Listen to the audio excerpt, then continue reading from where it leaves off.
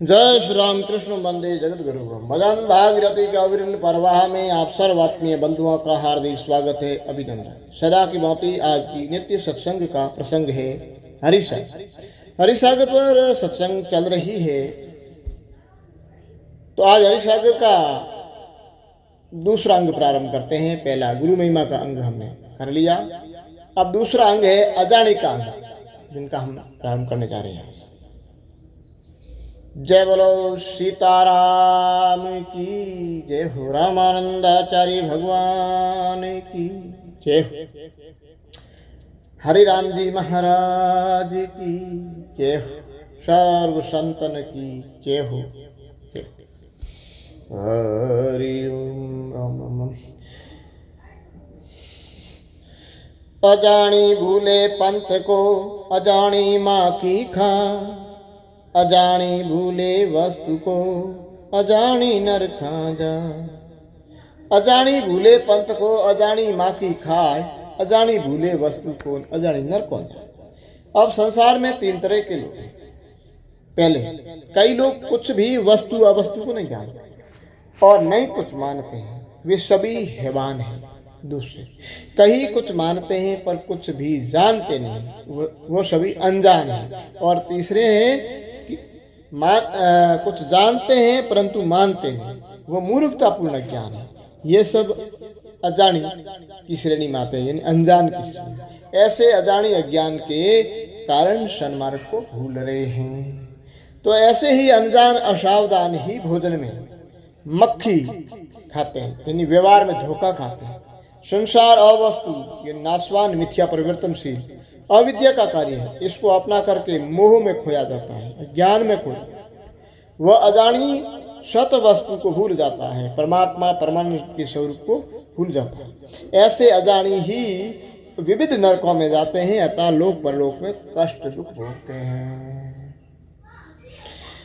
हरे राम कहे सब सुनो अज्ञानी भूला जी, भागहीन बुद्धि भूल में निज पद खोवेनी। हरिराम जी फरमावे कि हरिराम कहे सब सुनो अज्ञानी भूला जीव, भागहीन बुद्धि भूल में निज पद खोवे नीव। स्वामी हरिराम जी महाराज सभी मानव मात्र को संबोधित करते हुए लिखते हैं कि अज्ञानी मानव मोह ग्रसित होकर मद मत्सर ईर्ष्या सहित विषयों में भूल रहे हैं। ऐसा बुद्धिहीन भाग्यहीन आलसी अपनी नींव बुनियाद यानी जीव अपने स्वरूप को भूलकर अपने कल्याण पद को खो रहा है, गंवा रहा है। अजानी बेष्टे पग धरे अजानी विष खाए, आखी उमर पच मरे गुरबिन जन्म गम। अनजान, अजानी मतलब मूर्ख, अनजान। तो भूल की असावधानी के कारण व्यवहार में गलत काम या गलत रास्ते में पांव धर लेते हैं। ऐसे अज्ञानी विषय रस हलाल खा लेते हैं, प्रपंच के संसारी व्यवहार में पूरी आयु भर पछता भोगता हुआ मर जाता है। ऐसे ही ये बगैर लक्ष्य के बिना सदगुरु की शरण शिक्षा के अनमोल नर्तन जन्म को गंवा देते हैं, खो देते हैं। हरे राम कहे सब सुनो भूला क्यों भरता, चीना ब्रह्मन बोलता गापिल सो ही गवा। स्वामी राज महाराज कहते हैं कि हरि राम कहे सब सुनो भूला क्यों भरतार, चीना ब्रह्मन बोलता गापिल सो ही गवा। इन मानव मात्र को संबोधित करते हुए कहते हैं कि सभी लोग सुनो, हे सज्जनों, अज्ञान के अंधकार में अनजान होकर अपने परम परमात्मा सर्वेश्वर को कैसे क्यों भूल गए। शरीर में प्रकट वाणी बोलने वाले ब्रह्म तत्व को जाना नहीं बोलने वाले आन देव पत्थर आदि को जानकर जांच रहे हैं। जो कभी बोलता और सुनता नहीं है और उन्हें सुनाते जाते हैं, यही वो गंवारता है, मूर्खता है, यही गफलत की भूल है, पागलपन। पंत पंत में पस मुआर भज भज नाम यने, आदि पंत पायो नहीं आत्म ज्ञान विवेक। अनेक सिद्धांत दृष्टिहीन भीड़ भरे पंथगत अंधानुकरण के मत मतांतर के पचड़े में फंसते हैं। पंत पंत में पस मुआ, धक्के खाते खाते मर गए और मर रही हैं। पस पस नाम भज भज नाम अनेक, जो अनेक मनों ने तार्किक कल्पना के विशेषण भरे शब्दों के हेर फेर से उलट पुलट में 3 नाम या 5 नाम आदि अनेक तरह के नामों को जपते जपते सिद्धांतहीन चले गए। परम आत्म तत्व के विचार अनुगत चिंतन के आदि पंथ को प्राप्त नहीं किया है। आदि पंथ पायो नहीं आत्म ज्ञान विदु। आदि वास्तु जो वे नहीं बोवे जन्म यपा, सुरतन पोवे सार में उमर खोवे असार। सनातन धर्म की आद्य वस्तु संसार का अधिष्ठान अथवा स्वयं जीवात्मा चेतन का स्वयं स्वरूप है, उसे नहीं देखता है। आदि वस्तु जो वे नहीं बोवे जन्म अपार, आवागमन में अनंत जन्म खो दिए, ऐसे ही यह जन्म भी व्यर्थ गंवा देगा। अपनी सूरत यानी सूरत न पोवे सार में, अपनी सूरत को शब्द पीयू परमात्मा में नहीं लगाता, अर्थात सार वस्तु में चित्त नहीं लगाता, उम्र खोवे असार, और ये जन्म असार व्यर्थ ही खो रहा है। हरे राम कहे सब सुनो, पढ़कर जान यजा, युक्ति यत्न बिन जीवड़ा, मर मर गया मसान। श्री राम जी महाराज चेतावनी के स्वर पद्यात्मक भाव में संबोधन दे रहे हैं कि हे जान और अजान, हरि राम कहे सब सुनो, पढ़कर जान अजान, जान और अजान सब सुनिए। यानी समझदार और अनजान कि सभी लोग ये वाणी पढ़कर के चेतन हो जाओ, सावधान हो जाओ। यत यानी साधन श्रद्धा और युक्ति यानी विधि प्रावधान के बिना अज्ञानी जीव सिद्धांतहीनता, ये युक्ति यत्न बिना जीवड़ा मरमर गया मशान। अज्ञानी जीव सिद्धांतहीनता से भटकते भूलते मरमर कर कहीं शमशान में सड़े गए। राजा परजा बादशाह रंक घना धनवन, जाने आत्म जानवे विरला योगी सन। इस संसार में कई राजा अनंत प्रजा, कई बादशाह चक्रवर्ती सम्राट हुए। राजा परजा बादशाह रंक घना धनवंत, इसमें बहुत रंक और धनवंत मतलब रंक में गरीब धनवंत में कुलीन बहुत हुए, परंतु स्वयं स्वरूप सच्चिदानंद आत्म की पहचान को विरला कोई निष्काम कर्मयोगी या ज्ञान योग साधक संशय से तरने वाले कोई संत ही जान गए। जाने आत्म जान निज विरला योगी संत, और जानते हैं बाकी सारा संसार अज्ञान मद की बेहोशी में जीवन खोता जाता है। पंथवादी पंथवाद मेरे लड़े अज्ञानी दी, जैसे पांचों अंध गज झगड़त लखे न पी। इसमें एक दृष्टांत है। किसी नगर में एक हाथी आ गया, उसे देखकर सारा तरफ बच्चों बूढ़ों स्त्री पुरुषों में हाथी आया का हल्ला मचा। अब शहर की गली गली में ऐसा शोर सुनकर इधर उधर के 4-5 जनमंत सूरदास भी हाथी देखने की इच्छा लेकर इकट्ठे हुए। सूरदासों ने हाथी देखने की इच्छा प्रकट की तो बिना आग के कैसे देख सकते। एक समझदार महानुभाव ने उन्हें ले जाकर हाथी के अंगों से हाथी स्पर्श का अनुभव कराया और सभी ने जाना कि हाथी कैसा है। जब हाथी को हाथों से टटोल कर स्पर्श ज्ञान करके हटकर एक चौक में वृक्ष के नीचे बैठकर अपनी सोच के हाथी का बखान करने लगे चारों सूत्र। पहले ने कहा कि हाथी तो मिंदर के खंबे जैसा है, दूसरे ने कहा नहीं हाथी तो सूप के जैसा है यानी साज, तीसरे ने कहा नहीं हाथी मंदिर के नगारे जैसा है, चौथे ने कहा कि नहीं हाथी तो दीवार के समान है, पांचवें ने कहा सभी झूठ बोलते हैं हाथी तो हनुमान के डंडे जैसा है, घोटे जैसा। एक ने कहा नहीं हाथी तो मूसल के समान। इस तरह सभी आपस में झगड़ने लगे। सूरदास काफी थी। तो एक समझदार व्यक्ति ने उन्हें समझाया कि आप जिसको हाथी मान रहे हैं वो एक एक अंग मात्र है, 4 पांव खंबे के समान है, 2 कान है वो सूप के समान है, डंडा पूंछ है, मूसल सूंड है, दीवार दोनों तरफ के पेट है, नगारा सिर है, ये अंग प्रतीक मिलकर एक हाथी का स्वरूप होता है। आपने जिस जिसको स्पर्श किया उसको आपने हाथी मान लिया, इसलिए पूर्ण हाथी का ज्ञान किसी को भी नहीं हुआ।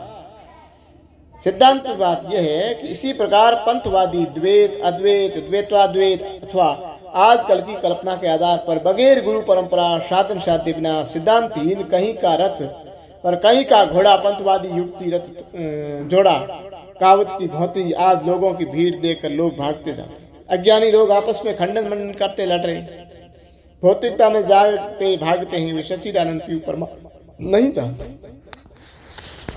ज्यों है त्यों जाने जहां जो वे नैन प्रकार, झगड़ता यादा जगत में सुन सुन बर्म सुना। अज्ञानी अनजान ब्रह्म ज्ञान चर्चा की सुगंध श्रवण करते करते हुए वाद विवाद में जन्मांधों के हाथी की तरह जगत में सभी जगत रहे।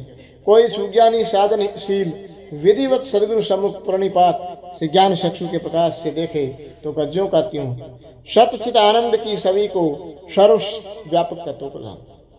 जीव श्रम दृष्टि जगत में वादी पंथ विषय अपनी बड़ाई कर रहा देखो नहीं ब्रह्मदे। संसार में सभी जीव प्राणी श्रम दृष्टि से अनात्मा रूप आश्रम जात पात नाम रूप की अविद्या में भूल रहे। उनसे भी अधिक मतवादी पंथ की पोल में रहने वाले पंथवाद में फंसकर सभी अन्य अन्य लोगों में अपनी अपनी प्रपंच बढ़ाई कर रहे हैं, किंतु उन्होंने कभी तत्व दर्शन नहीं किया, ब्रह्मात्म स्वरूप देश के स्थित परिज्ञ भी नहीं हुए। वास्तु कौन सी ब्रह्म है ताको लियो न तो, हरे राम कहे सब सुनो क्यों कथ करो कपो। और राम जी महाराज फरमाते हैं सभी मानव मात्र को कि सभी सुनो, ब्रह्म क्या वस्तु है, कैसी है, इसका तोल मोल निष्ठा साधन की विधि तो पूरी की नहीं, और तब व्यर्था कपोल चर्चा की कथनी काव्य क्यों करते हो। सगुण भक्ति संसार की निर्गुण निरंतर यो, हरे राम कर एक विकट मतो तजभो। राम जी महाराज फरमाते हैं कि मूर्ति पूजा, संत सेवा, प्राणी सेवा इत्यादि सगुण भक्ति संसारी जीव ग्रस्त जीवन मात्र के लिए है, और निर्गुण भक्ति निरंतर साधना में लगे विरक्त त्यागी योगी जनों की है। यदि कोई निर्गुण भक्ति के इच्छुक हो तो एक दृढ़ मति से हट कर लो, जो बड़ा विकट है कि इस शब्द आदि भौतिक भोगों की मति से वासना का त्याग कर दो। मनुष्य जीवन आदर्श शक्तियों के महासमुद्र से घिरा हुआ, वह प्रतिदिन चमत्कार देखता है, इन चमत्कारों की गहराई तक उतरना भी चाहता है। जड़ चेतन स्थूल सूक्ष्म भौतिक आध्यात्मिकता के विभिन्न आयामों में सारा संसार विभाजित है। भौतिक विज्ञान स्थूल तत्व प्रत्यक्ष ज्ञान पर आधारित है, उसमें अंतर्ज्ञान अनुमान प्रमाण आप्त वाक्य प्रमाण का अभाव है। आधुनिक विज्ञान कार्य कारण संबंधी दुराग्रह रखता है, उसकी अपनी सीमा है, वो सूक्ष्म तक जाने की कल्पना नहीं कर सकता। कार्य कारण संबंध को ढूंढता और सिद्ध करना सामान्य सत्य ज्ञान है।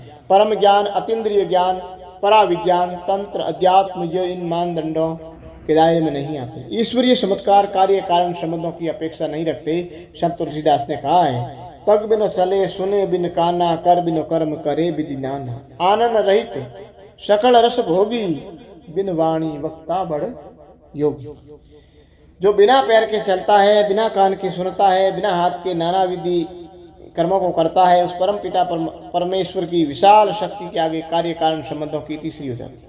किसी विद्वान ने ठीक ही कहा है कि जहाँ पर भौतिक विज्ञान की सीमाएं समाप्त हो जाती, ठीक वहीं से आध्यात्मिक विद्या की सीमाओं का प्रारंभ होता है। वैज्ञानिक प्रगति का श्रम विज्ञान अंतर्ज्ञान से संभव है।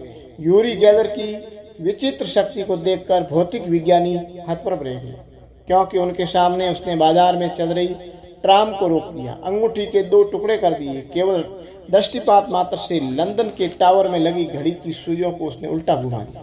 मास्को की नैज्ञा सिखेलावना ने सार्वजनिक प्रदर्शन में घड़ी को देखकर उसकी सुइयों को जाम कर दिया। एक नहीं अनेकों की कलाई पर बंदी घड़ियों के साथ भी यही हुआ।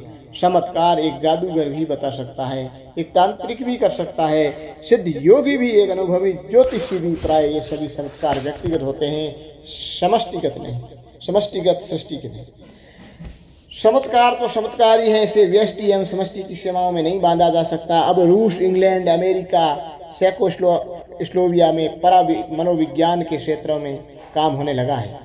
उसके पास संस्थाएं हैं, साधन हैं, विद्वान हैं जो निरंतर काम कर रहे हैं। वे सभी मन की शक्ति का गहन अध्ययन कर रहे हैं। वे मानते हैं कि मन के 2 भाग हैं, चेतन और अचेतन, अर्थात शुद्ध और अशुद्ध, अशुद्ध और अशुद्ध। अचेतन 2/3, चेतन 1/3। मन की शक्ति जब अचेतन को लांघ कर चेतन में प्रवेश करती है तो चमत्कार उत्पन्न होता है। ऐसा चमत्कार जिसे देखकर सामान्य व्यक्ति हतबुद्धि रह जाता है। टेलीपैथी इसी का परिष्कृत रूप है। इस संसार में कई लोग ऐसे भी हैं जो तंत्र टोटकों की हंसी उड़ाते हैं। इसे अंधविश्वास कहते हैं। वे भूल जाते हैं कि विश्वास तो सदैव अंधा ही होता है, वही सफलता देता है। दृढ़ व अंधविश्वास कि सुदृढ़ इच्छा शक्ति का जनक है। दृढ़ इच्छा शक्ति ही कार्य सफलता की महत्वपूर्ण कड़ी है। शिक्षा का अर्थ होता है बौद्धिक विकास। शिक्षित होने का यह अर्थ नहीं है कि व्यक्ति दुरागरी हो जाए, प्राचीन महर्षियों पुरातन ऋषियों अनुसंधानित सामग्री को बकवास समझे। ऋषि क्या है? वस्तुत ऋषियों मंत्र दृष्टार, जो निरंतर अनुसंधान में रत रहे वही तो ऋषि है। सत्य की निरंतर खोज में अपने आप को तिल तिल जलाकर भारतीय ऋषियों ने तंत्र विद्या की इस दिव्य ज्योति को प्रज्वलित रखा। अतः उनके इस अविरल परिश्रम के लिए सर्वप्रथम नमन करना चाहिए। हरि राम काया सगुण निर्गुण ब्रह्म निखंड, शब्द ब्रह्म पर ब्रह्म है भरियो यथा समंद। स्वामी हरिराम जी महाराज पद्य में लिखते हैं कि शरीर सगुण ब्रह्म है और निर्गुण। हरि राम काया सगुण निर्गुण ब्रह्म निखंड, शब्द ब्रह्म पर ब्रह्म है भरियो यथा समंद। न थोड़ा इधर न थोड़ा उधर, सटीक सबके बीच में अखंड व्यापक है। शब्द ब्रह्म तो साक्षात ब्रह्म ही है। इसका बौद्धिक रूप 20 का है, जो सगुण निर्गुण को बोध करवाने सक्षम है, जो समुद्र की भांति सरासर भरा। शब्द ब्रह्म सृष्टि के आदि मध्य अंत तक सच्चिदानंद की भांति परिपूर्ण तत्व है। अंध उलू सूजे नहीं रे प्रकट प्रकाशे भान, शब्द ब्रह्म घट बोली है लखे न मूढ़ अज्ञान। सूर्योदय साक्षात भास्कर भगवान प्रकट प्रकाशमान है, किंतु घुग्गू को दिखता नहीं, वो दिन में अंधा रहता है। इसी तरह शब्द ब्रह्म शरीर में साक्ष्य बोल रहा है, किंतु अनजान यानी अजानी मूर्ख अज्ञान के कारण से नहीं जानते। इति श्री वैष्णव जगत गुरु आद्य स्वामी रामानंद आचार्य परंपरानुग धर्म संप्रदाय के अग्रद्वार प्रणाली धर्म आचार्य विरक्त गुदर गति जोधपुर के प्रथम पीठ गद्य आचार्य गति संस्थापक अनंत श्री स्वामी हरिराम जी महाराज वैरागी हरि सागर सरल अनुकरण भावार्थी टीका स्वामी राम प्रकाश आचार्य जी महाराज द्वारा अनुदित गुरु स्मृति ग्रंथ में अजानी कथन अंक द्वितीय समाप्त।